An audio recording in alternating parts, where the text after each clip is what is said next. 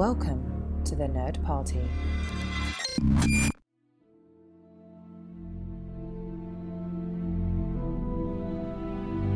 I like what I call this kind of snowballing effect of storylines, and cross-cutting parallel action is a wonderful tool for a filmmaker. Hello everybody and welcome to House of Nolan. I am your co-host Tristan Riddell, and with me as always is John Mills. Yes, I am always here. I'm reliable and energetic. As well as Brandon Shea Mutala. Brandon, how you doing? I'm doing absolutely fantastic. I'm looking forward to discussing tonight's movie.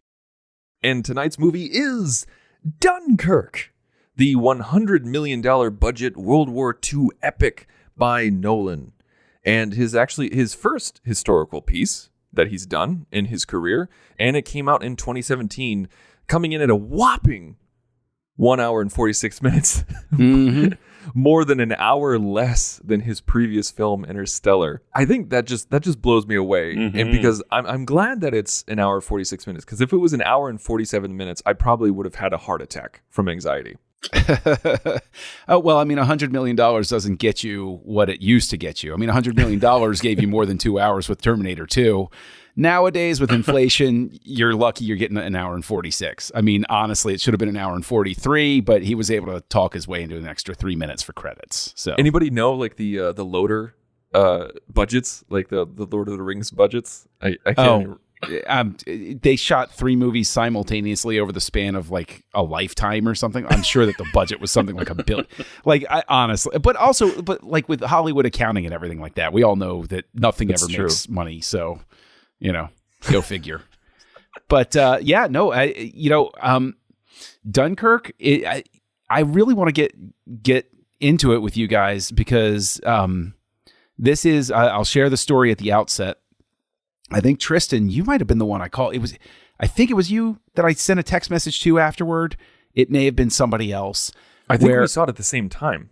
Yeah, but I came out of it, and I forget who specifically I sent a text message to, where I said in the first minutes afterward, I didn't know how to feel about it because that was me. Yeah, because it was art.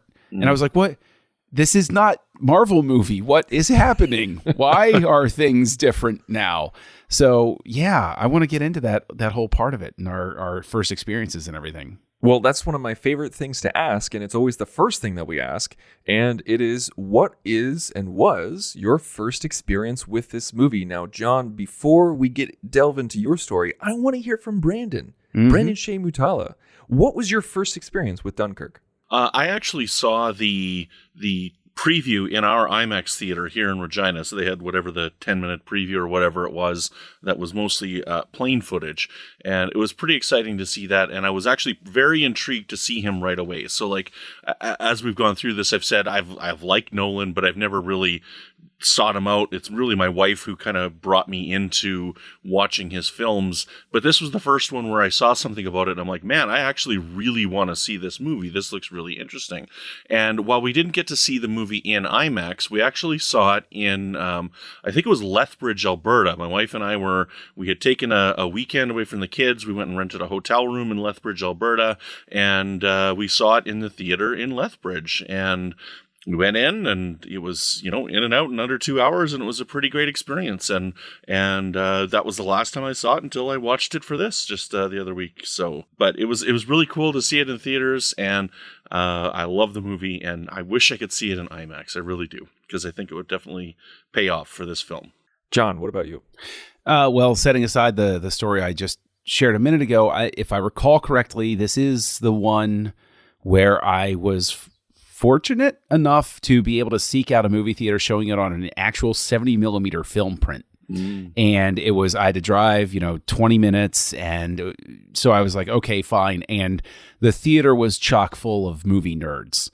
Like it was pretty great because you walked in and you were like, oh yeah, everybody's here for a specific reason. And they know it. Yeah. I mean, I went to see it alone and I came out and I was just sort of floored because it was so different.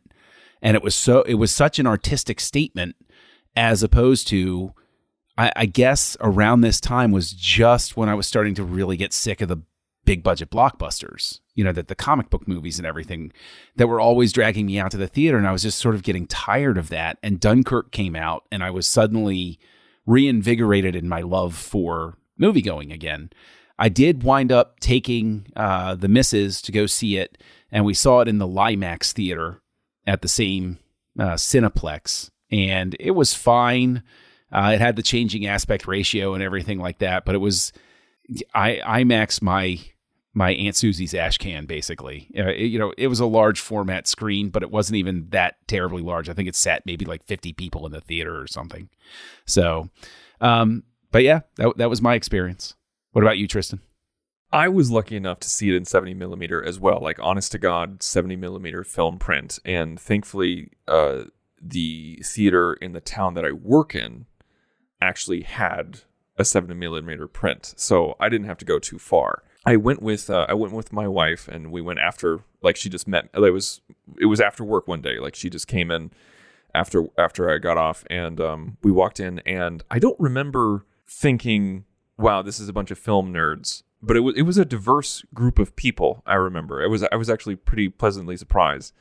I remember as I was watching it, I had this notion in my head. I was just like, wait, when was the last time I actually saw honest to God film, like an actual film projection? Because there's so many times, like when I saw Interstellar, I can't remember if I actually saw it on film or I saw it on IMAX, but I can't remember if it was actually film IMAX or if it was just digital IMAX projection. And as I was watching it, I was just like, man, like there is so much flicker. Like, is there normally this much flicker with film? Like, I had like amnesia when it came to actual honest to God film viewing. And I remember kind of walking out of it as well.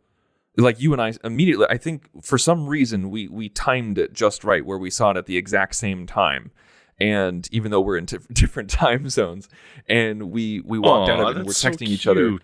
Oh, I know, it's a little virtual date. I remember you and I were just like, how do we feel about this? Like what did we just experience? And that's one thing that I want to get into right away is, we talked about how we saw it. I want to talk about our first impressions, like walking out of the theater, because with me, I saw this once in the theater, once when we got it on Blu-ray, and then just yesterday in preparation for this podcast.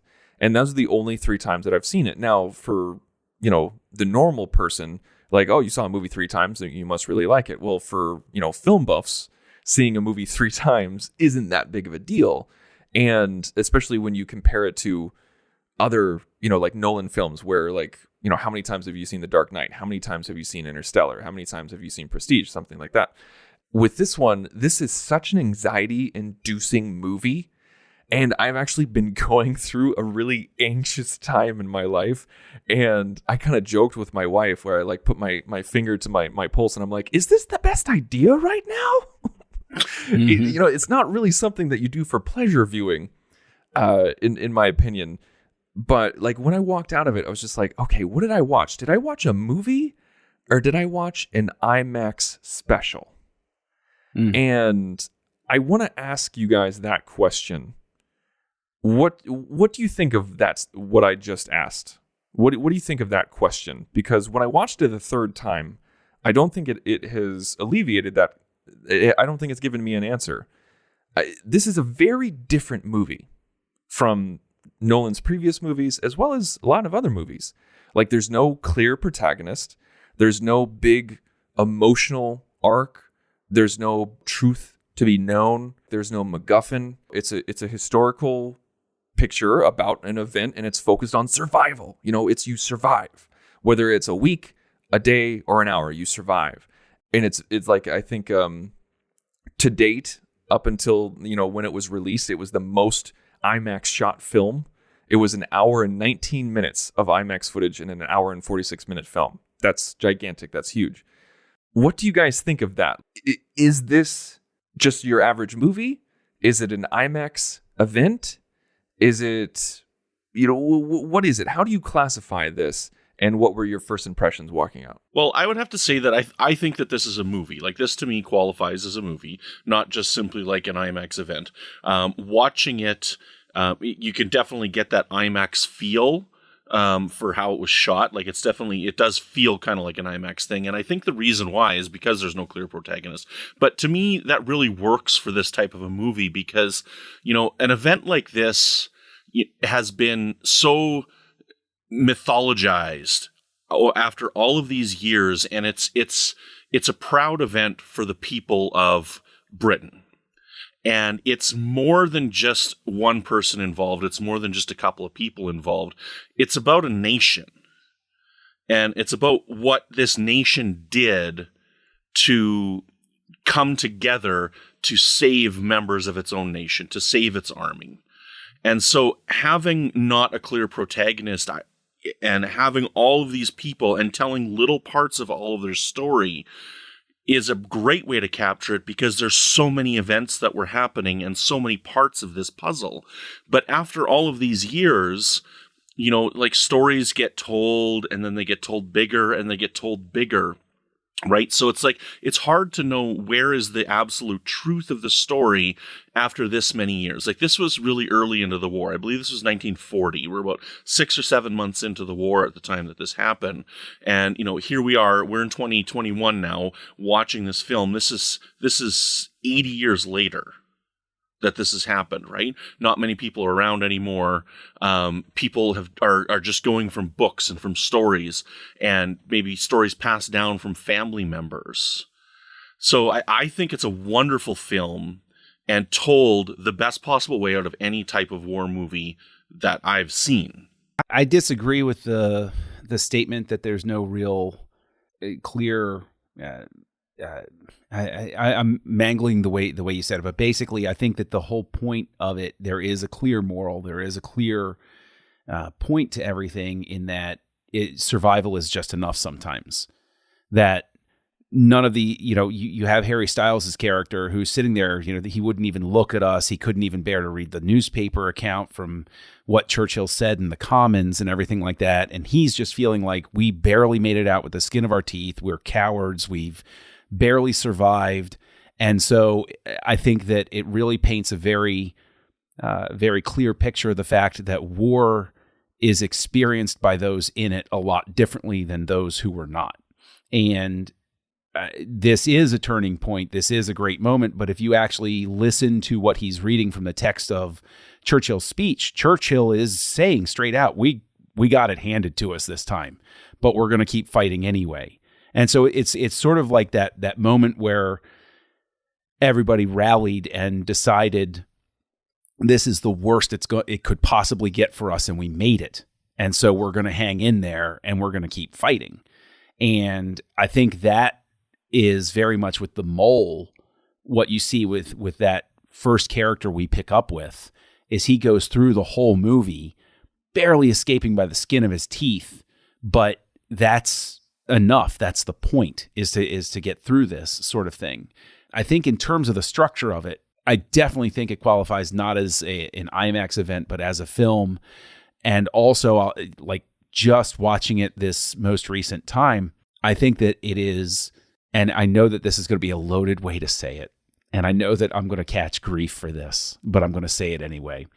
This is the type of embrace of the almost abstract visual storytelling that attracts me to somebody like George Lucas, where I could turn the sound off and die. Like, I remember, especially this time, rewatching it and paying closer attention to certain things, how long this movie goes without actual dialogue in the beginning.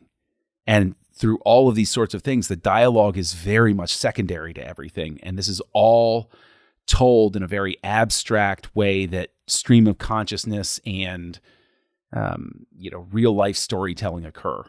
Yeah. You are going to catch some grief for that. I know I am. I'm sure. You could have said Terrence Malick. You could have said D.W. Griffith, but you're like, no, George Lucas. Yeah, I said what I said, and I stand by what I said. No, John, you talked about the structure a little bit.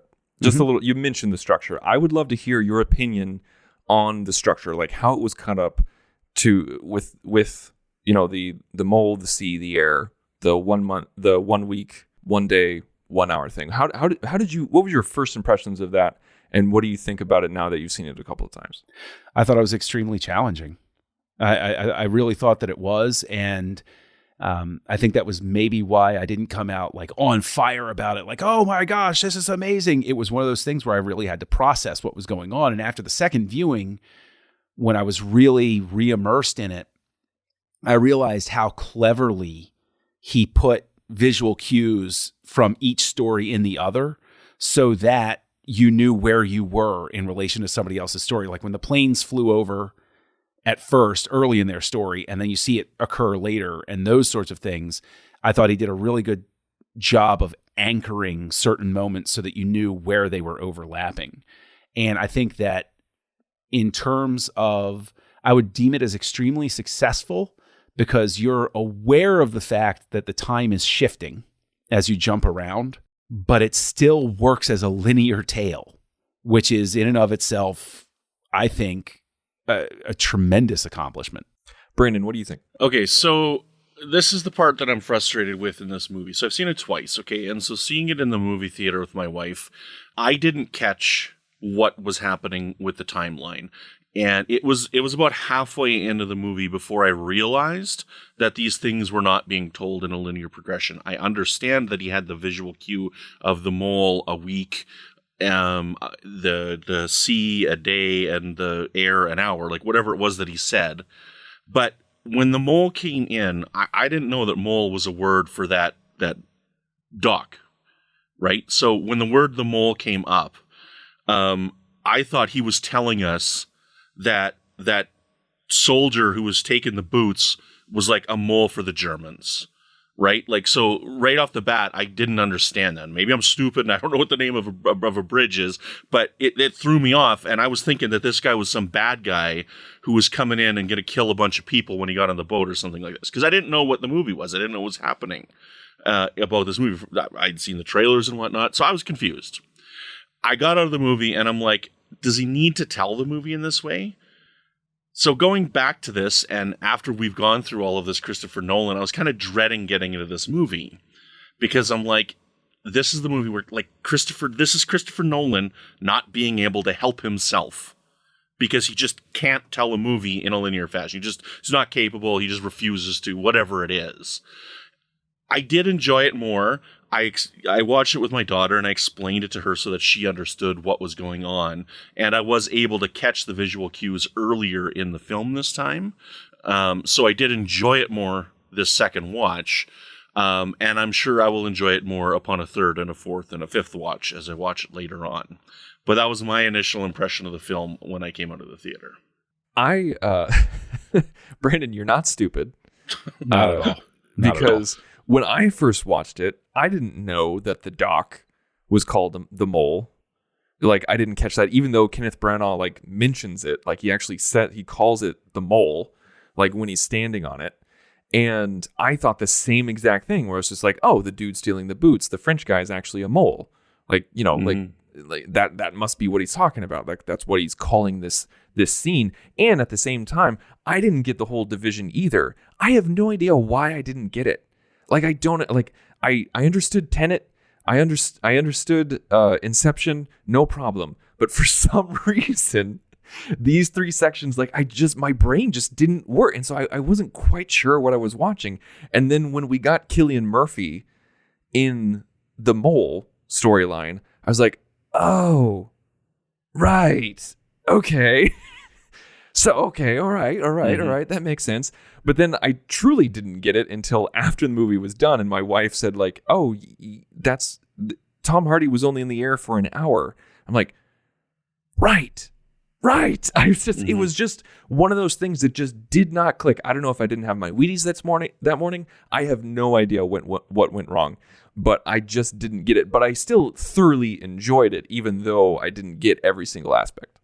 I will also cop to the fact that when it went up on the screen and said the mole 1 week, I was like, oh, this is the story of an infiltrator and it's going to last 1 week. Like, I've never heard the term the mole referring to a dock before. But Tristan, you mentioned Tom Hardy, and I think it begs the question, is Christopher Nolan just bound by some contract to cover his face as much as possible in movies, or like what is going, and then just have like one shot where it's clearly there for you or something? Like, what's your opinion on that? Do you think that he's contractually obliged? Well, I think 2 is not a pattern. So if we see Tom Hardy in a third film with his face covered by Chris Nolan, then we'll have our answer. He's going to play the Mummy in a Christopher Nolan adaptation of that story. Now, a lot of people have said, like, in like Tom Hardy's last 3 biggest hits, you know, like his face has been covered because of, if you throw in Mad Max as well, because like his face is covered for a big portion of the film. And then you have and then not Interstellar, but then you have Dark Knight Rises, then you have this one. So yeah, it does draw attention. It certainly does. It certainly does. So, but you know, we've also talked about sound issues and stuff like that. Did you find any difficulty in understanding the pilots when they were talking or anything like that? Or I know that, once again, I'll be that guy. I'll be like, oh no, I heard everybody fine. But I know that, for instance, my wife, when the pilots would cover up their mouths to talk, every so often, I don't know whether it was the accents or what, she would have a little bit of trouble. Like, what did he say? What was he talking about? And I was just like, just roll with it. Just roll with it. Did either of you guys have a problem with that? I didn't. I mean, there was a few times where, mainly in the cockpit, where there was a few, I didn't get every single word, but I didn't really catch that with sound mix. I didn't think that was a sound mix fault. I think it was really just kind of the environment that they were in, and you just kind of infer from context, and you got what was going on. So it didn't really bother me. I wouldn't say that it was like, I wouldn't even say like I missed 10% of what they were saying. It was just a handful of words. Brandon, what about you? I didn't have any real trouble understanding. I'm probably in the same boat as you, Tristan, where it was like just getting it from context, maybe not understanding pilot words or whatever. But yeah, other than that, I could understand what they were saying. And I did no trouble following the plot of the movie, unlike other Christopher Nolan films that will be coming up. So cinematography-wise, so this is the second film by Nolan's cinematographer, Hoyt. We had so many films with WALL-E. How did you take the visual storytelling of this film from a cinematography standpoint? Because there's so much of this film is like a silent film. You know, like so much of this is unspoken. And we don't hear Tommy for a while. And even when he does speak, he doesn't have that much to say. And the French soldier, of course, doesn't have anything to say. I really like that nonverbal storytelling. I think that's a great way to showcase your skills as a storyteller. So from a cinematography standpoint, John, what did you think about the language of the film? What did you think about the color scheme, the stark contrast of the sea and the beach and the air? Was it too bland color-wise? You know, was it weird seeing IMAX and shaky handheld footage? You know, like, what did you think? Well, I will say that I think that the color palette was extremely effective at evoking that sort of, I'm sort of struggling for the words here, but usually when you have something that's set as a period piece, there's this urge to sort of add a sepia filter to something, or you know what I'm saying? Where like, yeah. Or they over accentuate certain things, and this looked like just real life, the way it was then, sort of thing. You know, that they were all dressed in drab colors, and you're at the sea, and when the clouds come in, it sort of flattens and stuff like that. Yeah, it's a cold beach. It looked like a cold beach. Mm-hmm. It's definitely, I think, really effective just in terms of the camera work. I actually noted, and I don't really have sort of that true IMAX experience sort of thing, but I definitely think that there was the handheld was much more noticeable in this one than it's been in previous Nolan films. It was much more up close. And I think that there were also just the framing of things was more of a documentary style, I guess. It felt more like, especially in those handheld scenes, that I was sort of embedded with these people. Whereas with Nolan, up to a certain point in his movies, it's always sort of, there's a certain distance visually from people. And I'm not talking about like, oh, he uses nothing but long shots, but like there's sort of like a clear separation between audience and event. And I think with this, they definitely, put their foot over that line when they needed to, like when the ship was sinking and stuff like that, and the way that they placed the camera.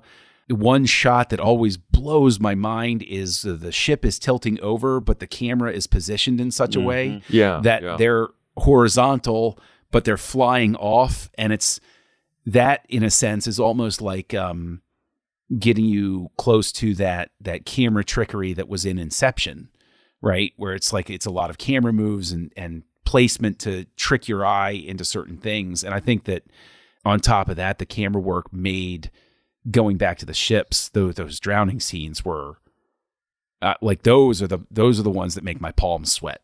Like one of my biggest I hate enclosed spaces, and I've been on cruises and I love going on cruises, but when we're out at sea and they're like, okay, we're going to be on the water for a day as we head back to port, that whole day I'm sitting there like nervous.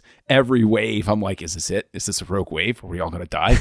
And it's like, it's just a fear of the water sort of thing, that big expanse of water. And I think that the camera work was stellar in those moments. And I also felt, and this will be a weird way to phrase it, but like up close and personal with the pilots, like I was right there with them when they were going through and when they were, dogfighting and stuff like that. I really like how that particularly was filmed. I mean, the dogfighting, like the cockpit shots, because they did it a couple different ways. Like they filmed some where they were actually in the plane and the pilot was in a second seat behind them, actually flying the plane, and so that they could act and actually do what they needed to do. And then there was another way that they filmed it where they had a mock cockpit on the ground, but on a gimbal system that like even Nolan himself was actually spinning and turning. And they just shot upwards so that it was just all sky. So they were on the ground, like moving the cockpit all around so you could get this outward view and like an even inward view sometimes. And it was just really cool to see that done because it looked perfect. Like all of it looks so real. So much of it looks so real. And there's actually one instance where when the plane, I can't even remember his name, but like the other pilot, like the blonde guy that I think he was Scottish. When he landed in the sea, there was an IMAX camera attached to the plane when it landed in the sea, and it sank faster than they expected. And so the camera itself filled with water. Oh, and they're like, crap, like the take is ruined. Like we're not going to get that shot again. But Nolan used an old film trick where they kept it wet. They didn't dry it out. Like they like it was in seawater, and so they washed it with clean water, kept it submerged in water, and then shipped it off to be processed. And they were actually able to save the footage as long as they didn't dry it out. Jeez. Well, that's one of the most amazing shots in the film. So I'm thrilled that they were able to save it. Yeah, it's so crazy. No, Brandon, what do you think about the visual language? Because I do have an aspect ratio question for you when you're done. I think that this is absolutely the most beautiful Christopher Nolan film we've seen so far. And it's right from the beginning when the soldiers are walking through the street and they come under fire. And the one guy gets over the fence and gets down. And I know the shot. It's when it's kind of looking up at him. And behind him, you can see a fence and you can see these green leaves coming down. And just these beautiful green leaves, this beautiful green color. I feel like I am in France when I'm watching that scene. And I am in the movie from that point on. And for me, the complete pinnacle of this film is all the aerial photography. Like it is absolutely something else. Like this is a monumental achievement, what they did with all of this plane footage, all of this in-air footage with these old planes. And, more than any other Nolan film, this was the one that I've enjoyed watching the bonus features on the most, seeing how they did. They have footage of the cutout cockpit where they're doing things on the ground with it and stuff like that. But this is beautiful. the shots that you called out, John, with the boats tipping and stuff like this, there's times when I probably would have not liked that in a movie, but it really fits in this movie because it really puts you in what these soldiers are going through. And there's some really wonderful choices with where they've put the camera and what they've done with it. And it's visually stunning the whole way through. I love it. All right, so while I was watching this, I didn't actually get this. I know I mentioned this before that I got it on Blu-ray, but I didn't actually get it on Blu-ray. I got it on digital, and so I've only seen it in Letterboxd until yesterday, where I got the 4K disc, and so I got the aspect ratio changes. And for some reason, Brandon, you were in my head the entire time, because like as I was watching, I was just like, "Holy crap! These aspect ratio changes are distracting." Because all the previous times, like from Dark Knight on, I never found it distracting. But for some reason, there's something about it where I don't think he chose his moments wisely with what to shoot in IMAX and what to shoot in 35 millimeter.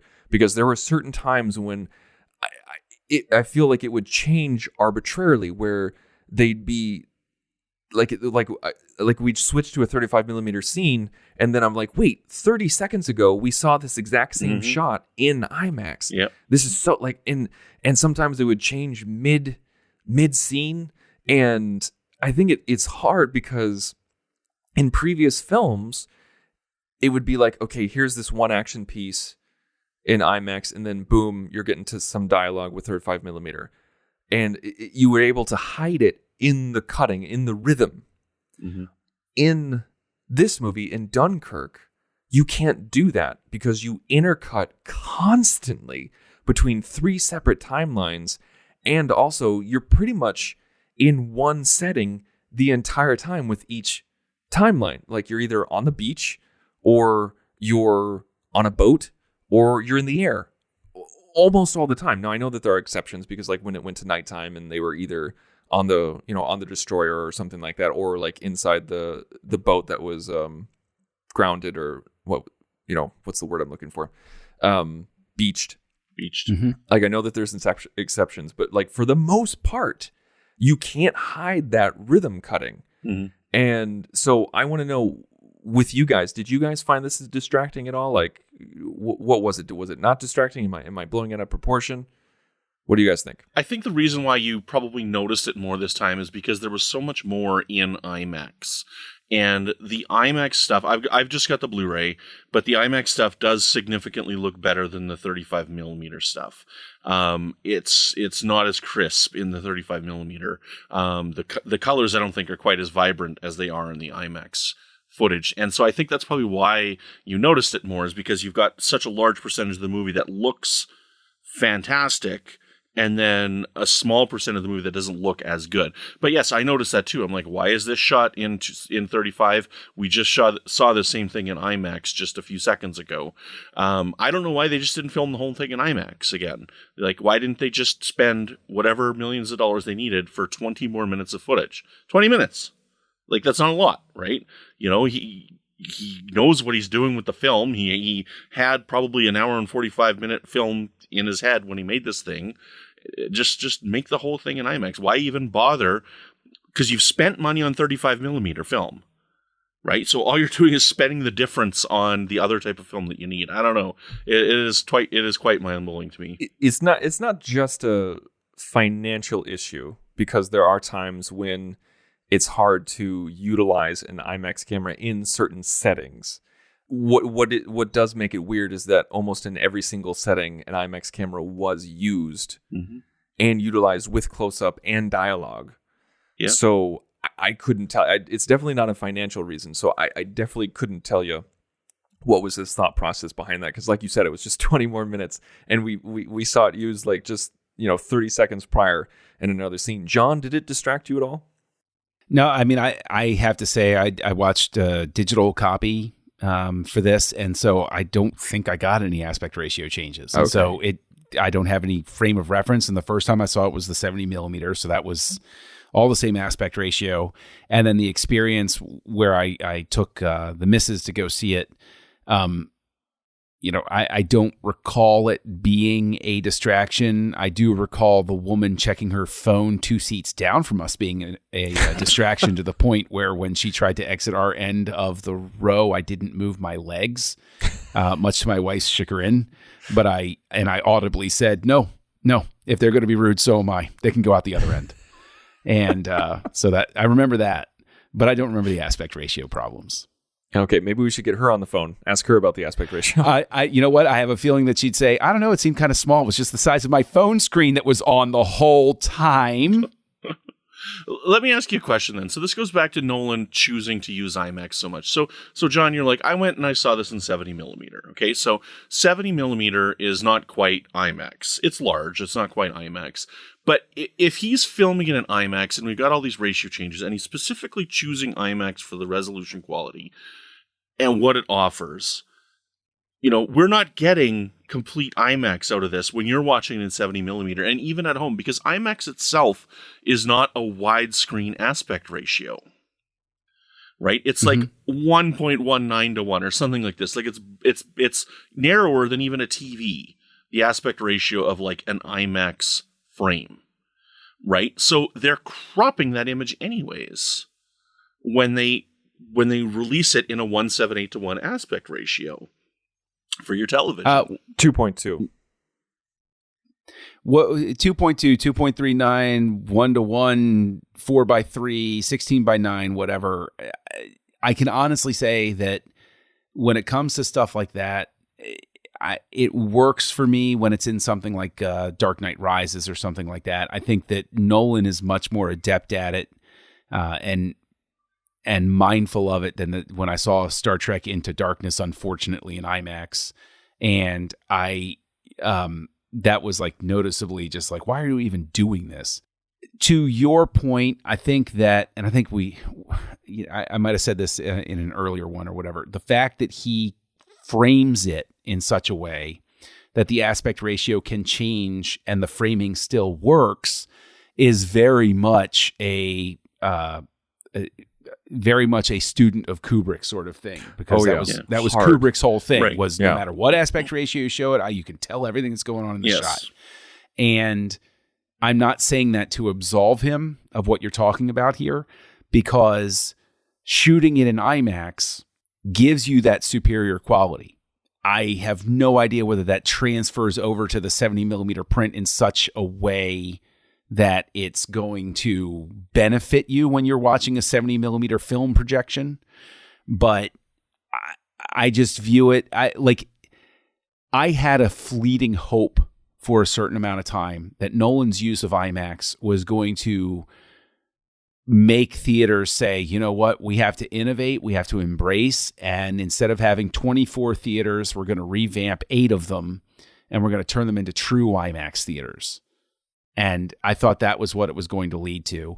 At this point, I'm not of a predisposition to defend the flipping back and forth of formats, because of the fact that it's just not going to happen. It's, that sort of thing. Brandon, I didn't really catch your question. Okay, so first I'll correct myself. So it's not 1.19 to 1, it's 1.43 to 1 is actual IMAX ratio. 1.4. So it's slightly wider than an actual tube TV, like an old TV ratio. It's slightly wider. My question is, though, he's filming it in this format, and when it's presented, you're not getting it in that format. You're not getting it in the 1.43 to 1 aspect ratio. You're getting it in a 1.78 to 1 aspect ratio.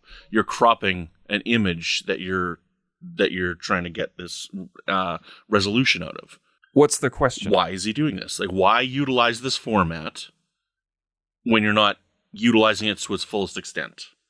Well, you are utilizing it to its fullest extent, like when you show it in an actual IMAX theater, because so you're not going to be able to shoot in 1.9. You're shooting in 1.43. IMAX 70 millimeter film, and you're shooting when you're shooting on a film cell, you're shooting in square. Yes, as you know. Yep. And so when you project in that square, you're getting every single pixel that you possibly can, and so you're maintaining quality as much as you possibly can, and that's what Nolan is all about. And so when he is shooting his movies for the IMAX presentation. He does not give one shit. Like if you're going to watch it on your phone or if you're going to watch it on your TV at home, he doesn't care. He is shooting it and presenting it so that you can watch it on an IMAX screen.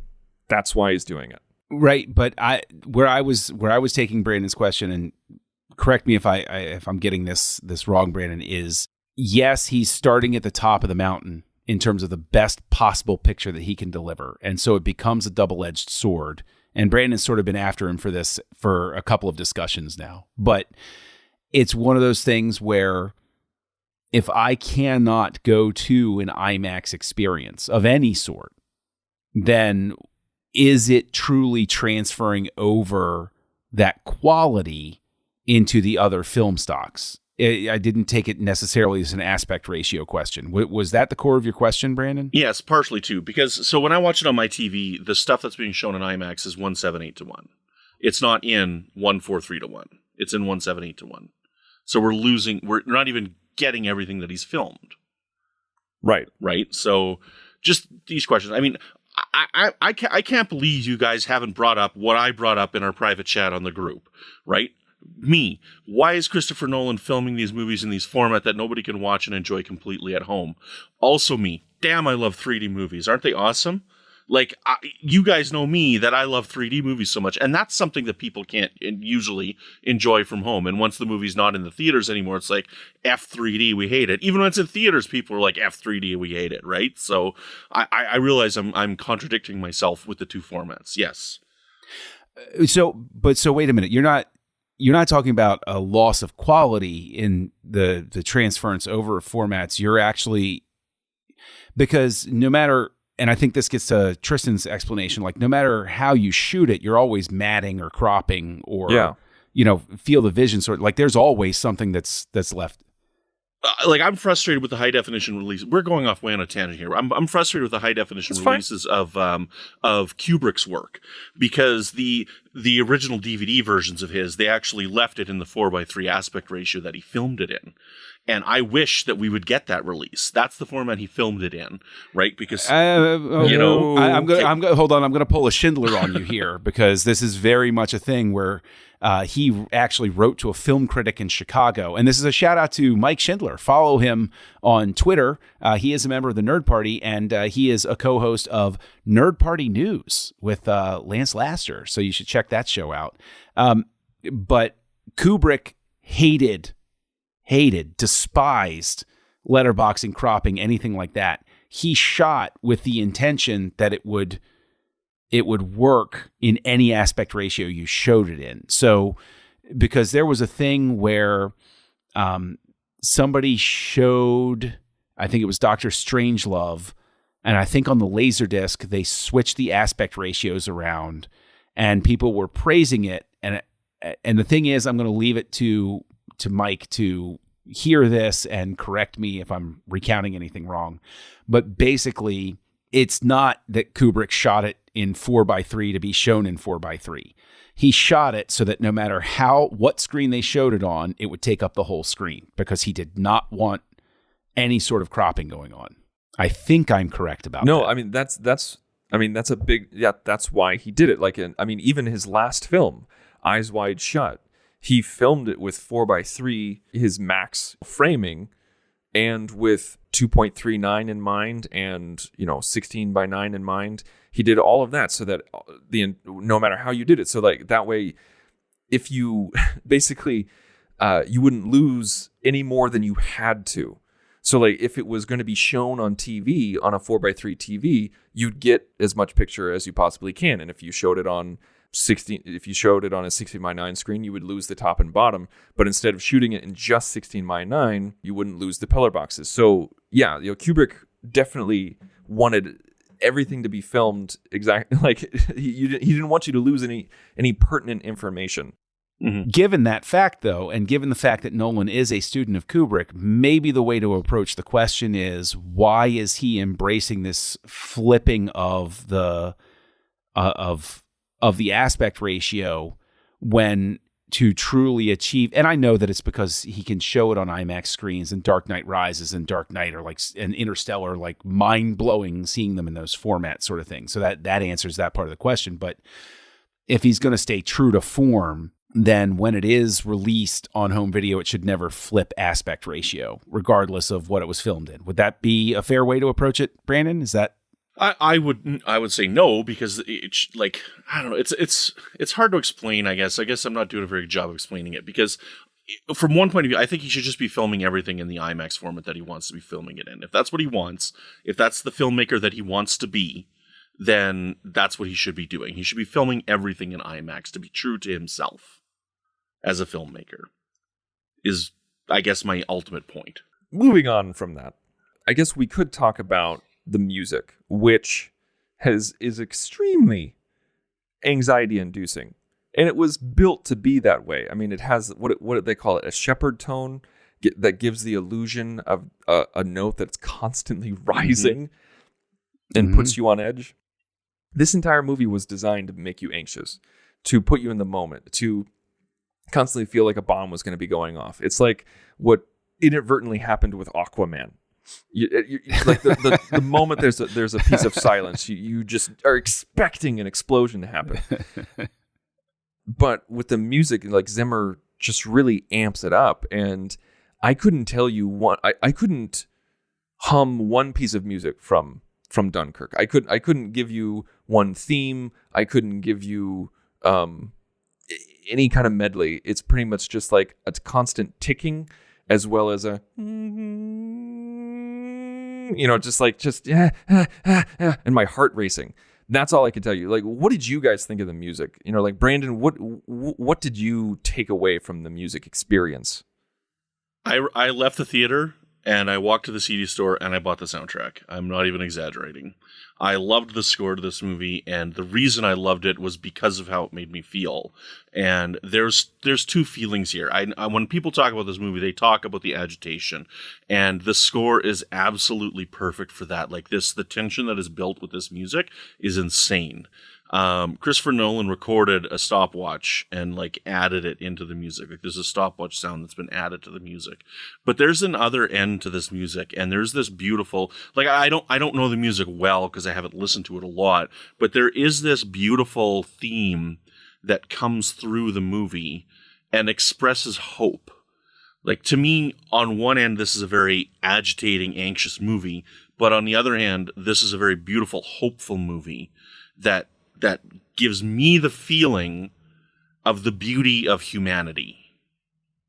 And part of the main reason for that is because of that beautiful, hopeful theme that is in the music for this. I don't know. Do you know what I'm talking about? Do you remember these parts of the music?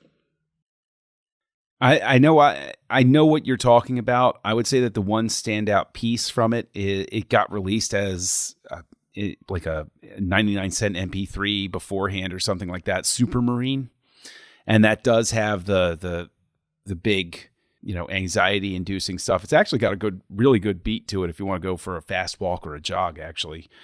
But the thing that stands out to me personally about the score is simply, to get back to that anxiety-inducing thing, is in the beginning that it just flips from rapid heartbeat to stopwatch to, from an audio perspective, it immediately establishes that this entire thing is a race against time. And I think that is probably the most effective piece of the music, or aspect of the music, I should say, is simply the fact that it always keeps that tick, tick, tick, tick, tick, tick, tick, tick in the background while you're going. And it comes and it goes and it ebbs and it flows, but it's definitely there the whole time. And it's played at such a low volume through most of it that you're not even really aware that it's there unless you pay attention to it. And that's what's toying with your emotional and stress state, is you're not even aware of that sound in the background of just that tick, tick, tick, tick, tick, tick, tick, tick, tick, tick, until it builds and you're like, oh, it was always there, sort of thing. The call is coming from inside the house. Yeah, that's right. The defibrillator is calling from inside the house. I really enjoyed the sound mix on top of the music. Like I thought the Spitfire sounds were fantastic. The sound of the boats and just I really felt like there was really great spatial separation in the surround sound, and I felt like it wasn't, at least in the home release. I can't remember what it was like in the theater, but it was the home release was well balanced. Where like some parts got like super loud, and I was watching it while my kid was sleeping, so I definitely had my finger on the volume back and forth. But there were survivors of Dunkirk who saw the movie, who went to the premiere of the movie, and joked with Nolan that his movie was louder than some of the bombardments. That's awesome. Oh, and on top of that, some of the boats that were actually involved in the real life rescue of the Dunkirk soldiers were used in the filming of the movie. Oh, no kidding. A lot How great of them, is that? Quite a few of the boats, yeah. I know also that there was a very, very brief blip of a pseudo controversy online because I think it was the rope netting that the soldiers climbed up on the side of the boat. You know how they had the where the guy's leg got smashed. Yeah, apparently the way that it was constructed has changed over the years, and Nolan wanted accurate, and so there was somebody who worked on the production said that they used prisoners to help make the ropes and everything, to knot them together and everything. So there was a little pseudo controversy about that, where people said it was unfair that they were, instead of making license plates, they made cargo netting for a couple of days or something like that. Huh? Weird. What a weird way to make your netting. Whose idea was that? I don't remember the reasoning specifically, but I believe it had something to do with like budgetary. Spent all their money on the IMAX film. Right. Exactly. Yeah, that is strange. So, okay, before we kind of round third here and talk about our final impressions and like where we saw Nolan and everything like that, what were some of your favorite bits? Because this is very much a movie that is a collection of moments. Like this is a collection of goals and successes and failures of constantly going up and down. Brandon, what were, when you think Dunkirk, when you think, like the actual action in the movie, what pops into your brain? I think that for me, the first thing that comes to mind is the airplane and the air battles. That is what really stands out in this film to me. It's, like I said earlier, it's an amazing feat what they accomplished, and all of that. Specifically, what in the air battles? Like the IMAX footage, moment? Like just honestly, it's the dog fights, right? The dog fights is the part that really got to me. Seeing them shooting, chasing, like having that camera right there as it's trying to line up with the plane in front of it and trying to shoot at it and stuff, shooting it, and then all of a sudden the smoke comes out of the other plane. I don't know, like all of the stuff in the air battle just really is really enjoyable to watch. For a second sequence, I'd have to say is when the guys pretend to be the medics and are trying to cross the mole. Mm-hmm. I really love that scene, and when they get to the part that's been bombed out and they got to go over that little piece of wood, and to get onto the boat and stay on the boat, like that sequence as well is really, really energetic and captivating. And I love those parts. Completely love those parts. John, what about you? And we haven't talked about it much, but when I think of this movie, I actually think probably first of the family that goes, the father and the son and their friend that go off. Mark Rylance did such a great job. He really did. And I always think of that because that to me is the real heart and soul of everything that's going on. The mole is terrific.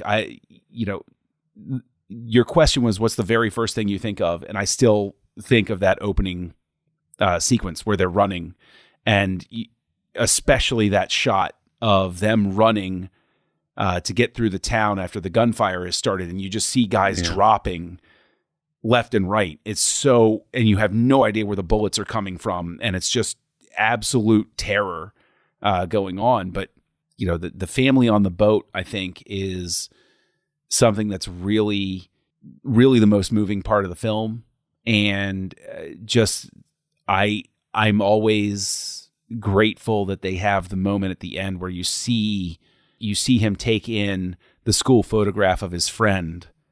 Mm-hmm. And we've just watched this story where, quote unquote, all he did was go along for the trip and then get accidentally killed by this shell-shocked soldier. But they made sure that he was memorialized as a hero for choosing to go and for choosing to be there, which I think underscores the whole point of the film, which is what Mark Rylance also says to the pilot when the guy says, "Where were you guys?" And he puts his hand on the guy's shoulder and he says, and he turns around and he points to the other people and he says, "Don't worry, they know." And it's that whole idea of heroism doesn't look like what you think it does, but those people were still heroes. Mm-hmm. I like that. Yeah, I think the sea doesn't get as much attention as the other two. I mean, as clear with this podcast as well as with some other people that I've talked to about the film. Like when people always bring up the dogfighting, which is my favorite part, like the dogfighting, or like what they had to go through on the beach. But yeah, like I think you're right. It's very much the heart and soul of the piece, where you actually get to have some actual dialogue. You get to have some actual conversations going back and forth. I know you do a little bit on the beach, but more so, between Cillian Murphy and Mark Rylance and Barry Keoghan and, I can't remember the other guy's name. But yeah, it's interesting because when I watch this movie and you think about the babies that we sent to war, like in World War II, just these young boys. Every time I see it, I'm just like, man, like I said, I was going through an anxious time in my life, and like I'm worried about anxiety popping up, and then I watch this movie. I can't even imagine what they went through, what people in that situation went through. This is something that actually happened, and it's just crazy. And like whether you're on the beach and just like when they have like they're all lined up, and then bombs are going off. They cover, they run away, and then the bombs are done. They stand back up, they get back in line. And it shows you like how tired they are, how exhausted they are, and how desensitized they are to their surroundings. And even when you go to like the dog fighting, like I'm a huge Top Gun fan, and like you're looking at like a prop Spitfire, and they're like, "Oh, it's cool, like just bail out if you need to." It's just like you're just dropping out into the drink, and it just the gall of these guys, like the sheer heroism is just the balls of steel. Forgive my language. It's just amazing when you realize that this is based off of a true story. Right. Yeah. Just to mention the dogfighting, I do every so often you see something where you see, aerial combat like this. And, for instance, we got a Star Wars movie coming up that's going to deal with Rogue Squadron or whatever. I watched something like the dogfighting in this, and I would hope people would pay attention to it, because everything they do in it, they do right. In terms of keeping you invested, making you care about these people, and at the same time, just having it be a thrilling experience in terms of those moments of you understand, I think, in the way that they shoot the dog fighting in this and the cockpit stuff, why they could be caught by surprise suddenly. Right? Because they're flying along. It's like, oh yeah, I think I got it. And then all of a sudden the gunfire goes off. It's like, oh, okay, I'm hit now. It's that sort of jarring, exciting thing that I would like to see work its way into whatever the genre is, dogfighting on screen. I want to talk about the ending real quick, because this ending pisses me off. I'm with it up until the end. I'm like, here we go. This is great. This is well edited. This is well acted. I'm invested. But then we get to Tom Hardy's part. So he's flying. He's running out of gas. His prop is done. He's gliding. He's gliding towards the beach, and we think he's out of the game. And then out of nowhere, like this other fighter comes in. It's starting to do a nosedive towards towards these people on the beach. And then out of nowhere, Hardy comes out, saves the day. Awesome. Even though he's gliding, he can still turn around, take care of his buddies on the beach. Fantastic. Love it. Then his entire situation doesn't change, except that he knows that he needs to land on the beach. And then he lands on the enemy's beach. Why in blue perfect hell, why he wasn't able to turn around just one more time? Just turn around one more time, or even goes just slightly to the right or to the left. I don't care. Bail out in the ocean, have a boat pick you up. Just go a little bit to the right and go on to the beach with some allies, and then you're not captured by the Germans. What? Just we're talking about a mile of beach, maybe less than a mile of beach. Why? Why did Nolan do this? I think it's part of the adding to the story of the sacrifice that's going on, because these people are sacrificing themselves for their country, and him being the pilot, there's a point where he makes the choice. He's like, I can go back. I'm running out of gas. I've just flipped on my reserves. I can go back and be safe. But he makes the choice to continue in the battle, knowing that he may not have enough gas and he could be dying. He could crash and die because of the lack of gas. And for him to make that choice and that sacrifice, for him to land in the enemy territory and be captured, is also acknowledging the other types of sacrifices that happen in the war. And to me, it goes back to it goes back to this is more than just this story, and this is not the story. This is the story of a whole bunch of people, and you're trying to capture as many stories as you can in this movie. And so that just captures another aspect of the story to me. The way I've always taken it is he was going to do that thing you're talking about, Tristan. He was going to be able to go into the drink, or he was going to be able to land or risk a crash relatively close to safety. But he chose to turn around and take out that plane, which then doomed him. All he could do was glide. He couldn't turn after that. That's just the way I took that. And so that becomes his sacrifice, is he's done all of this, and he does that one more thing and winds up getting captured as a result. That's just how I took that. I would like to take it that way, because Brandon, I completely agree with you thematically. You know, like, he was probably the one who did the most on screen successfully, and he was the hero. You know, like, he's the one who saved the most lives. I think that's true. And so for him, really, like, everybody else was just trying to survive. He was trying to accomplish, like, you know, granted, I know the family on the boat, they saved a lot of lives. I'm not trying to, you know, diminish what they did, but that's just one small boat in the sea of a lot of boats who saved a lot of people. But, you know, like, this guy took out bombers, took out fighters who were going to take out multiple people and, you know, multiple boats and everything like that. He saved potentially the most lives. And so for him to be captured shows that sacrifice and shows how he is the true hero, or a true hero of the story. So Brandon, I agree with you thematically. John, I want to read it that way. Like, I want to, problem solved. But I don't think I can, because he's moving around like crazy. He's doing all this. He's moving left just being and stubborn. Right. And he's like, you could just do it one more time. Nope. You're just being stubborn. He wasn't flying dead stick. But adding to that, Tristan, like, he probably could have gotten away. Had he made the decision to just leave the plane, he probably could have gotten away. But he made the correct decision to destroy it so that it doesn't fall into enemy hands. It's a Spitfire. You don't think they could have used that to infiltrate and, like, go in and make an attack with people thinking that it was their thing, right? Like, it's a... But what does that have to do with him getting away? He could have gotten away instead of setting that thing on fire.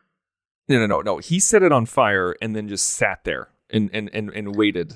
He turned around and doomed himself so that he could save more lives on the beach, thereby underscoring what you're talking about, that while he was the character who is most like the dad on the boat, it's about saving everybody. I don't care what happens to me.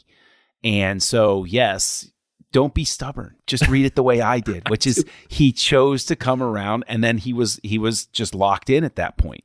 And there was, and keep in mind when you're talking about he lands on the enemy beach. The enemy beach wasn't that far off. I think that probably, maybe to speak to your point about the editing, it goes on for so long. It feels like he's like gliding for 10 or 15 miles. Like, what is he going to go into Berlin now? Yeah, right. Yes, but yes. like, it's more that this entire thing is just sort of like stretched out so that it's timed right and everything. You know how it's played and stuff like that.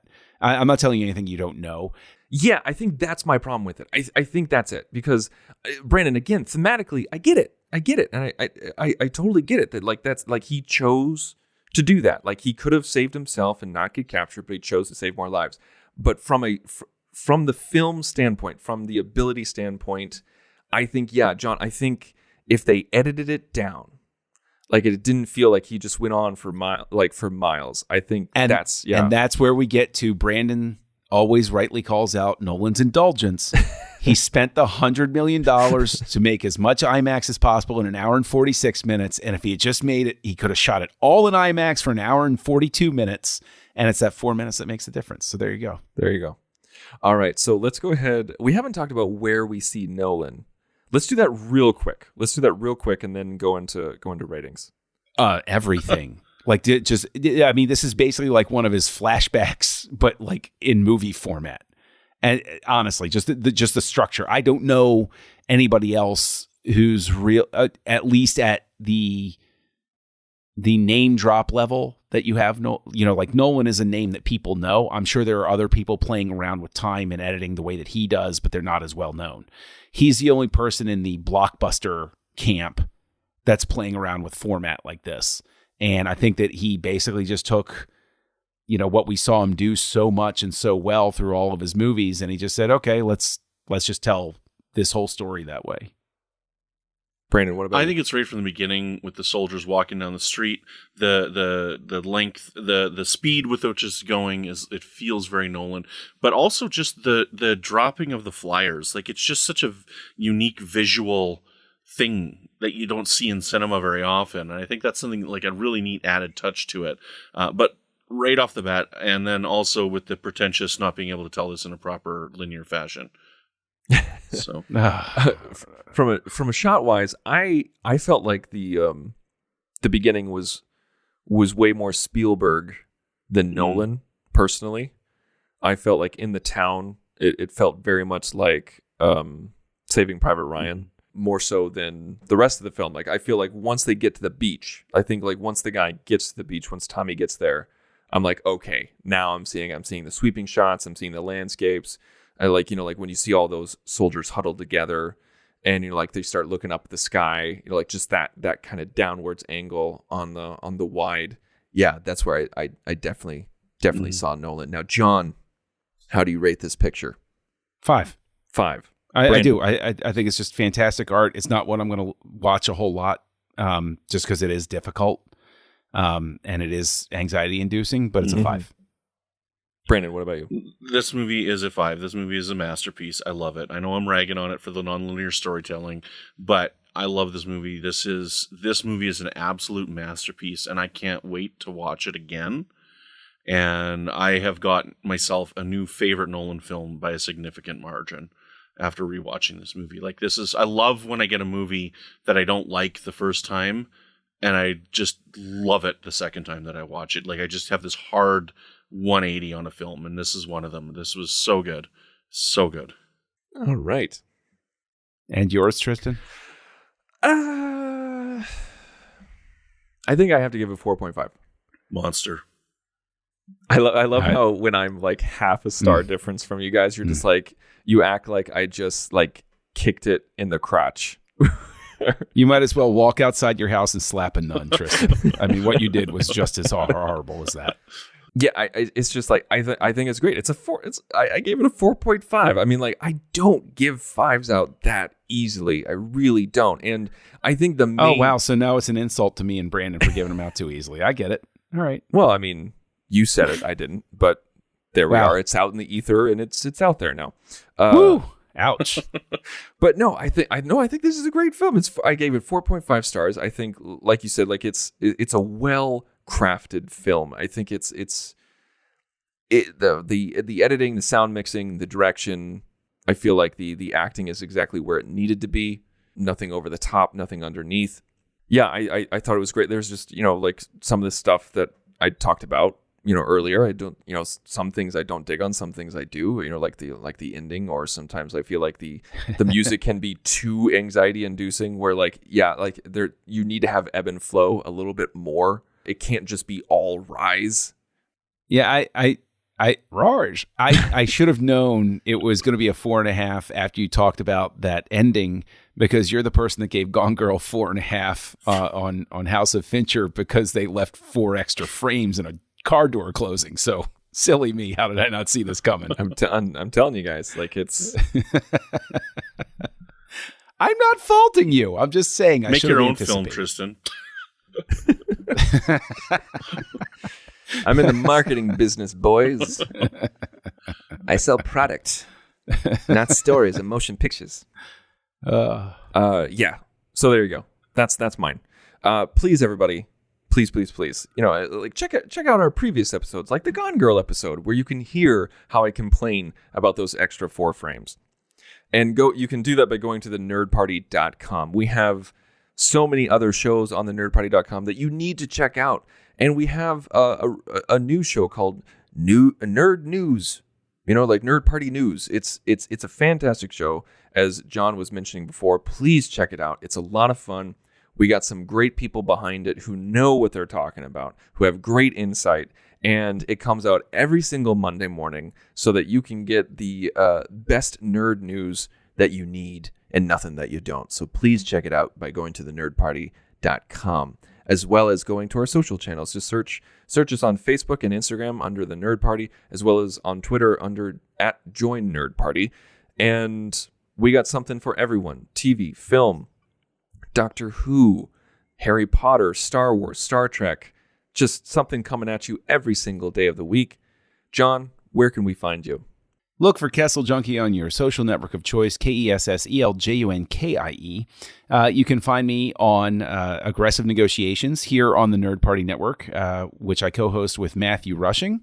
And you will also be able to find us on a show over on the TFM network called Snyder's Cuts, where we are going through the works of Zack Snyder. So, Brandon, where can people find you? You can find me on Twitter @BrandonMatella.